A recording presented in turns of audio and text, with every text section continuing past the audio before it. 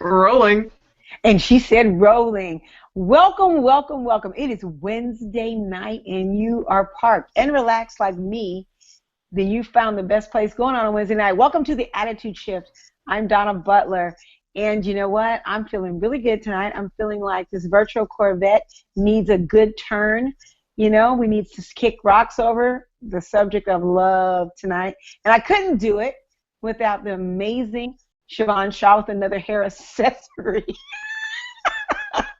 Another hair accessory tonight. And I'll give it to you. I'll throw the steering wheel to you for a few minutes and you wrangle it and bring in our co-hostess and our guest. I will. Oh my God. Thank you very much. Yes, I've got my glasses on my head, and our guest pointed out that they were on my head just in case I was looking for them, which I would be. I'd probably be, you'd see me in a few minutes looking around for my glasses because I'm blind as a bat when I actually saw somebody who had this big screen TV and had their desktop hooked up to that. I thought that's exactly what I need. I need that too. That way, and then I wouldn't have any problem reading my notes or anything like that. Ariel Butler is with us once again, navigating through some of life's difficult times in our virtual red Corvette. Ariel, welcome. Thank you. Good to be here. I'm so glad to talk about love, Valentine's Day, with our our guest, Kimberly. So what's with the new do? Oh, hey, right? I'm like, hi. It's a new color. It's a, I don't even know what color it is. Me and my hairdresser made it up. We were going for a reddish kind of color, and it came out like this, and I liked it. It was different. I hadn't seen it before. So it's like a rose color. Well, it actually, in this light, it matches the couch behind you, so I don't know if that's actually what it's supposed to do, but we'll go with red, rose. Thanks. Rose. Rose red. Thanks, red rose. So there's your segue. Rosé wine is a wine that you probably get from your Valentine on Valentine's Day, and it is post-Valentine's Day. We had a great show leading up to Valentine's Day with a dating expert, a friend of ours, Vanessa Rios from Seattle, and now we're going to talk about the love hangover with Kimberly Hart. What a last name. I love that. I know, I love it. And her new book is called Get Love. You can find that on getlove.com or right on Amazon. Just plunk in Get Love and you'll find Kimberly's new book. So she's going to help us figure out how to get over that love hangover if you've been dumped or you've done the dumping.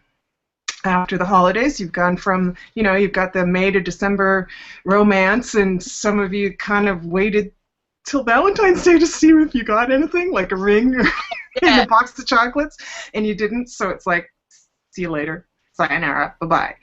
So welcome, Kimberly Hart, to the Attitude Shift. Climb on in with us. Thank you. It's wonderful to be here. I really appreciate it. Well, we welcome you, Kimberly, and I'm going to jump right in because pre-Valentine's Day, a couple of days before, my daughter and I were driving down the highway, and everywhere you look, they're selling heart balloons, stuffed animals, handmade baskets, just on almost every corner.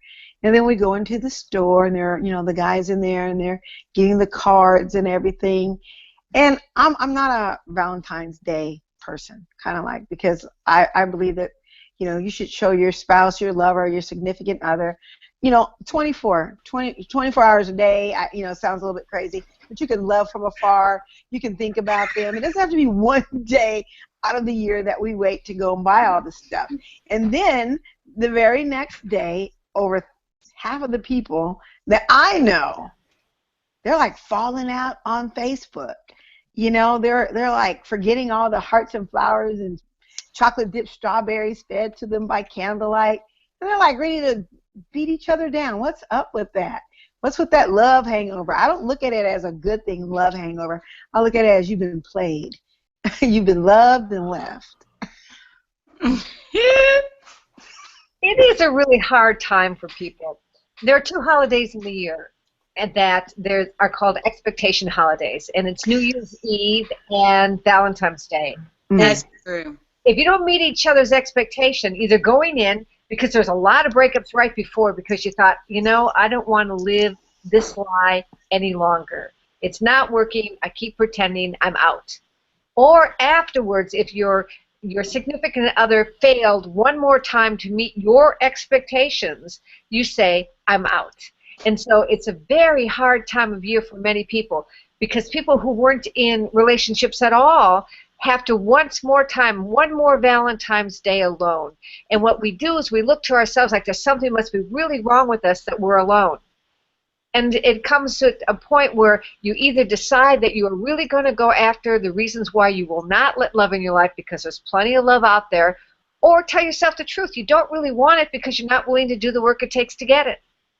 I like that. I like how you just came right out of the box, revved your engine, and put it right on us. You threw it right back to us because what do we do on New Year's Eve? If we don't have anyone to kiss, oh my gosh, you know, oh, woe is me, what's wrong with me? And I love how you shifted it and put it back on us and say there's plenty out there. There's plenty of love out there. So my question is, if there's so much out there, what are we missing? Are our expectations too high? Are we, like you use that word, you use it 3 different times, you know, expectations. Are our expectations in people too high? You know? No, not at all. Never, ever settle or give up. It has nothing to do with the people outside yourself. It has everything to do with how you're wired about love. So think about this. We know through all self-help books and most business books now are saying, listen, your belief creates your reality. Shift your beliefs. We know your beliefs are stored in your subconscious mind. I hate those books that tell me and will not tell me how to fix it. So Get Love is not one of those books. Get Love has all these wonderful love letters in the beginning that actually let you see a healthy relationship in progress. And the second half of the book is the 4 steps it takes to rewire your subconscious mind and to lay down new beliefs. So let's get real and let's talk about what's true for people. And it's never outside of you. There's an immortal truth, and that immortal truth is nothing changes until you do. Absolutely. The men in your life are not working, it's you. If the women in life are not working, it's you. Oh, I love you. Because that is I do. Because that you is got exactly, love. yes, you do. You have love. Because that is exactly what we are wired to do. We are so wired to look at the wrong thing when it comes to love. It makes me think of girls saying, like, why do I keep getting the same guys that do the same things to me? Well, if you look at it just like you said, well, it's you maybe. Why are you picking the same guys that are doing the exact same things to you? And maybe that's something that the person needs to focus on themselves. What are they doing is making them pick these certain people. Well, it's not doing. It's a wonderful question, but it's not even really doing. It's they're wired that way. Right. The beliefs are laid down before you're 7. So think about that. We're sitting around the table, and there's a 7-year-old walking by, and we grab him and we sit him down, and hey, we're going out tonight with some men. Tell us how to act.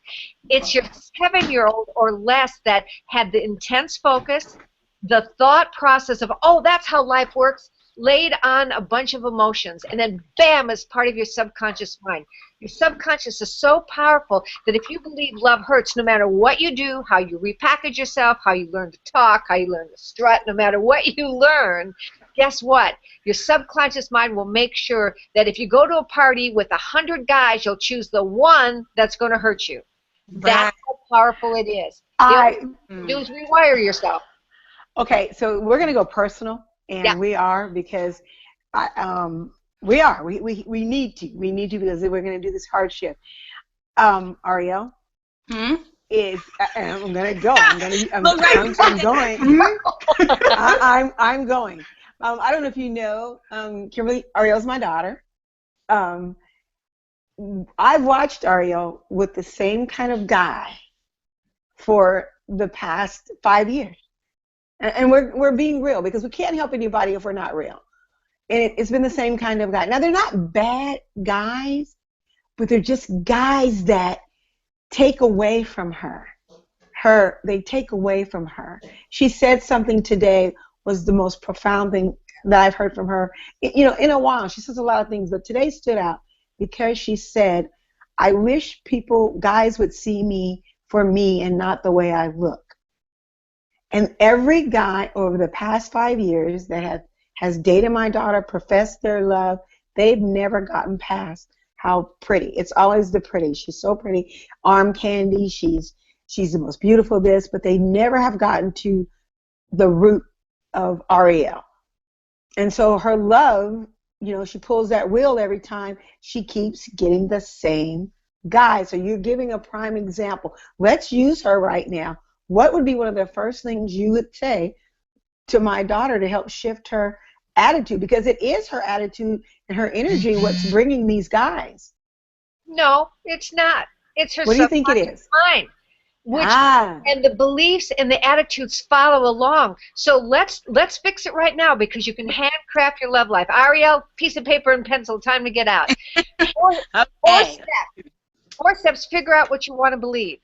The first step is to notice, to recognize what you want to believe. Your mom already told you what it is you believe, because people think, oh, this is going to be really hard work. I won't know what I believe. That's nonsense. Everyone who knows you knows exactly what you believe about love.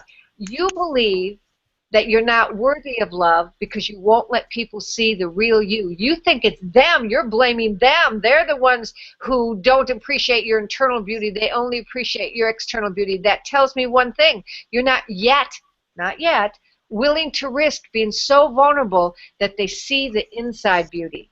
So somewhere in you have a belief that I'm not worthy of love. Okay, we can fix that. No sense worrying about it. Second step, recognize why you turned on. You had it for so long. You've lived to be X amount of years old.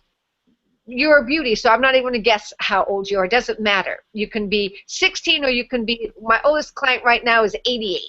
It doesn't make any difference. So the question is, why have you hung on to that for so long? It's because you believe that belief protects you.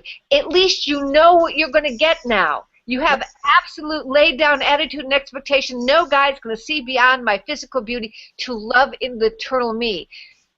Nothing changes until you do. So if you believe it's always the guys, you're a victim your entire life. If you go, heck, it's me, wow, all of a sudden you have mastery over your own life. And the second step is you answer 7 questions. And of these 7 questions, there is no part of humankind that you can't reveal your resistance to love. What are you trying to avoid? What righteous feeling are you hanging on to? Because darn it, you've earned the right to feel that. Who do you want to blame? God needs to come down and put her arm around you and say, what, to guarantee you that you'll be okay? How much do you enjoy the self-pity? How often have you told that story about those guys? How does it make you self-important? And why are you so tenaciously clinging to the past?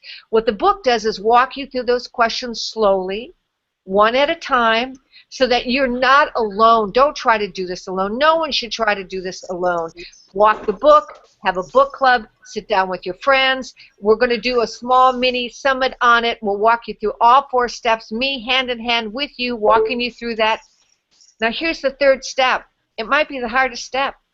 Forgive yourself for all the pain you caused yourself because you didn't know to let it go. I compare it to Dorothy's ruby red slippers. You've always had the power to go home. You just didn't know it. The power's always been in you, and we've only known in humankind's history for about 40 years how to absolutely reprogram your subconscious mind, because there is no way around it. Your subconscious mind stores your beliefs. Make sure those beliefs are honored in your life, so no matter how you try to outmaneuver it, you always go with you, and your subconscious mind goes with you too. And the last step, to access your subconscious mind and actually reprogram it. You can do that. 4 steps. Handcraft your love life. Wow. That's awesome. Wow. Ariel, I need you to put your camera, Ariel. I want you to put your camera up a little bit. We're losing the bottom half of you. And this is live. We want to make sure everybody. Is that fine? That's good. Okay. That's good. Yes, that's good. I think that's great because you just pretty much put it all back into her hands, Kimberly. And that's what we as a society, we like to blame other people. We sure do. We like to blame the stars, the cosmos, but you put it right back into her hand. And I know you hit on some real strong points because she does have to realize that she's got to forgive herself. And she's got to let that shell that she has going on, you know, that's got to get cracked. That's got to get cracked. So we're looking at it from that end. So what happens when we wake up from this? And I'm shifting because I have some questions here, and I have one that I just got, and I'm looking at it. What happens when we have found our love and they're not as receptive to it? How do we shift someone? You said get love, and that's what they're asking. You said get love. They have found their person that they want to get love with, and they want to know what happens when they're not receiving the same thing. When, as she said, I quote, we're not on the same page. So I'm going to answer that in two ways. Why did you create a person? What is your belief that you created a person that doesn't love you the way you want to be loved? In Get Love, when you watch this relationship grow during these love letters, the belief I had to go after was, I'm never going to be loved the way I want to be loved. How many women feel that? Oh, he loves me, but not the way I want to be loved, right? And so that was a belief I had, and I had to go into my subconscious mind, do those 4 steps, and change it. When we say our partner's not as involved as we want to be, when we say that they don't love us the way we want to be loved, it's always us. And that's not blame, that's power. If you go out and put your key in the car and turn the car and it doesn't turn, and you've got your key in the cigarette lighter, guess what? It's not going to work. It's not going to work, right? You're doing this the wrong way. You have the power. And it doesn't have to be long, arduous, 7 years of therapy. We know differently now. We can hand you the power of just doing those steps. If he's not in it, then there's some level of you who believes you don't deserve to be loved the way you want to be loved. And I'm here to tell you, yes, you do. You absolutely deserve it. So we're creating a pattern for ourselves, basically. We have a vision. We know how we want to be loved. We kind of put it in our, like you said, our subconscious. We're going out there and we're seeking that person we have in our minds. Is that how that kind of works with our subconscious? Nope. Your subconscious has been laid down, usually before 7. And so when you go out, it already knows what you expect. Love hurts. Men abandon. Men betray. Women can't be trusted. Women make me feel like I'm not enough. All of those things. And so you go out and your subconscious mind has this antenna and it's this huge magnet, and it will pull in only the people who honor those beliefs. So your attitudes are predicated or formed by the beliefs, not the other way around.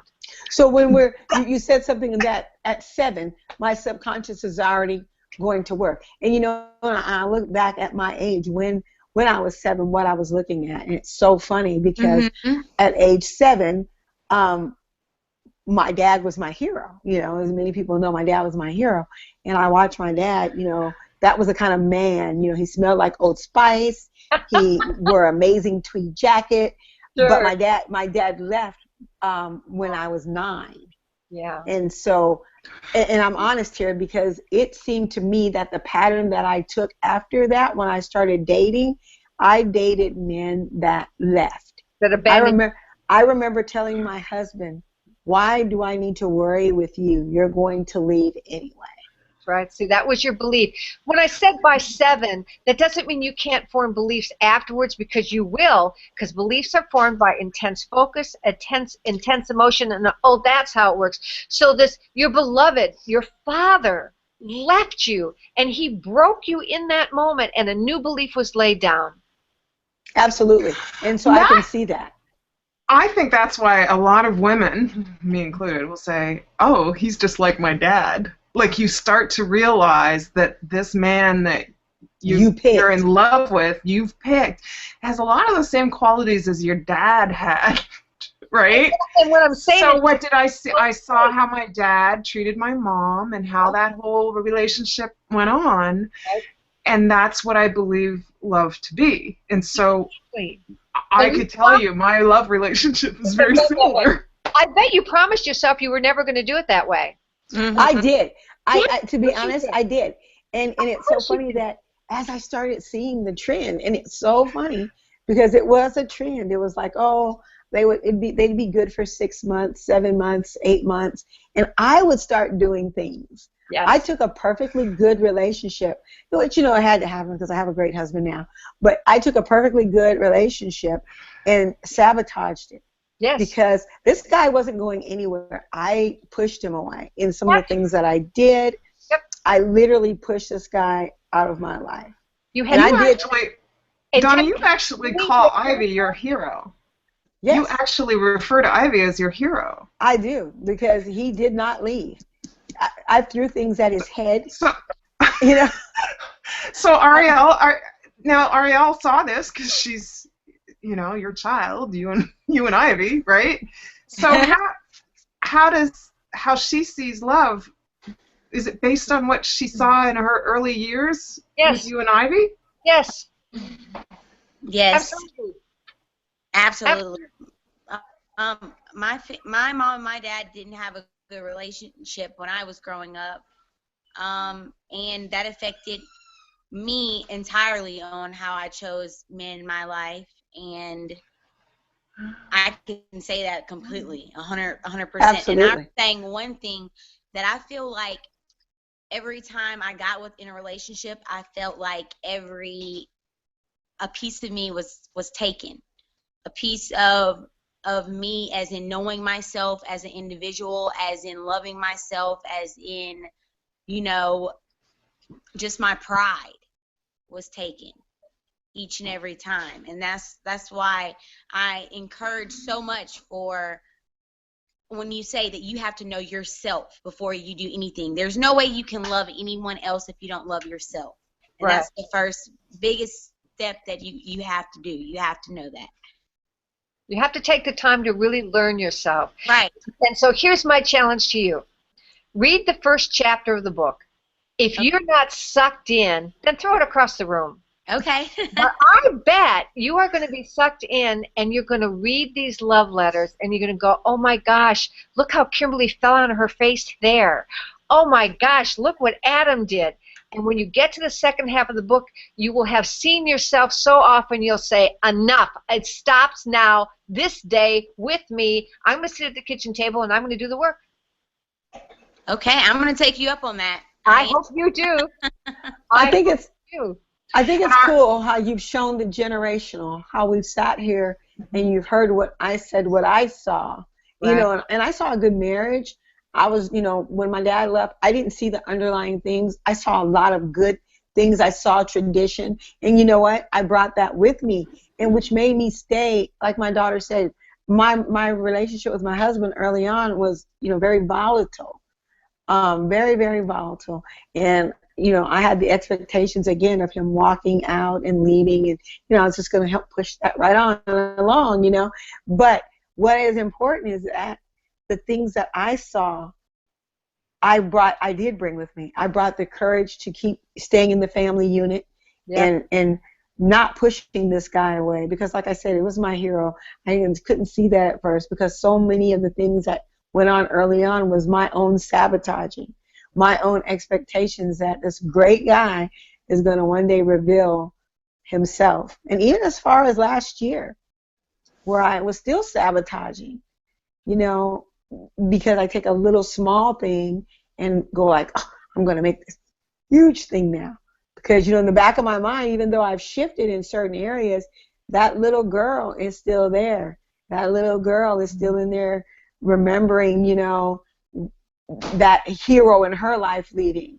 So it's kind of a double-edged sword, and you have to learn yourself. You just said it, and we have to learn ourselves. I know she's in there, so I want her really to stay in there at some point because that's for me. But I do want to be able to look at her and go, you know what, it's okay now. This guy's not going anywhere. He loves you.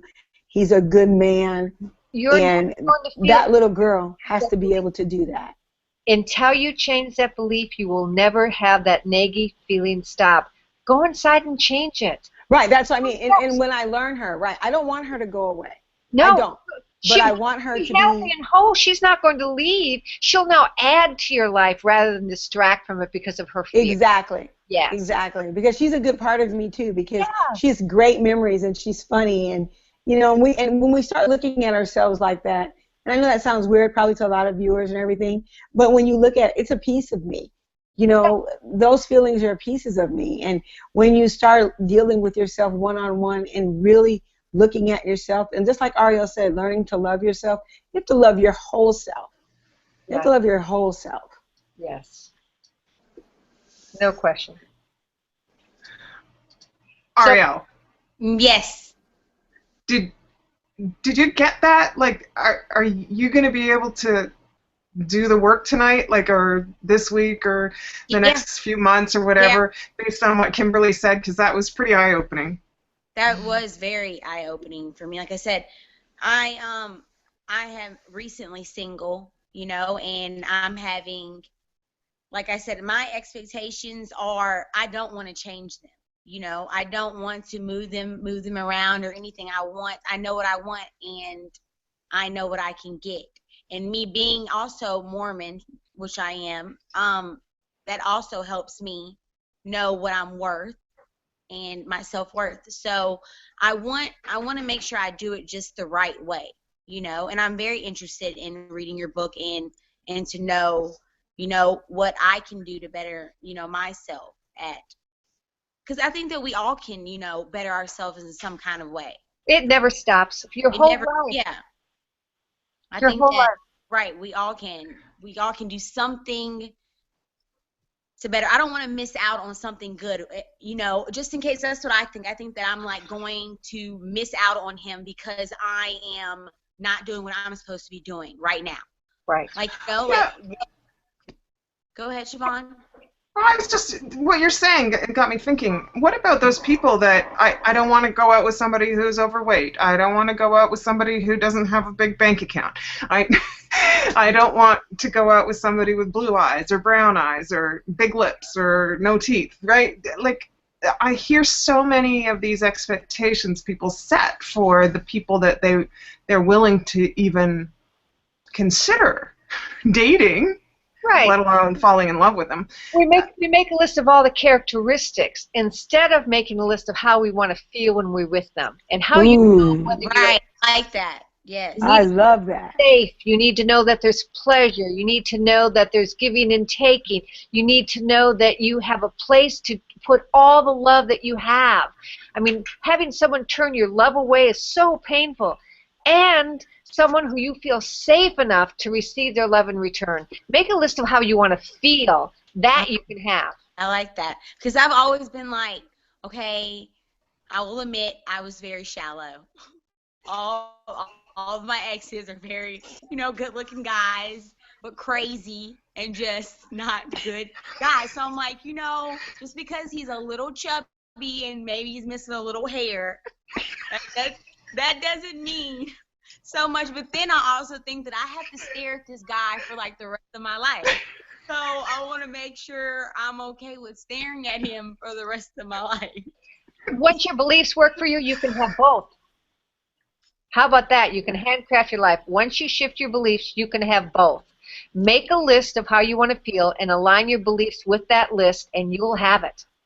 That is so funny because I think that when we do that, and you know, you just really spark something different because at the start of the year, this year, I said that I was going to make my husband laugh every day, you know, because I like to laugh.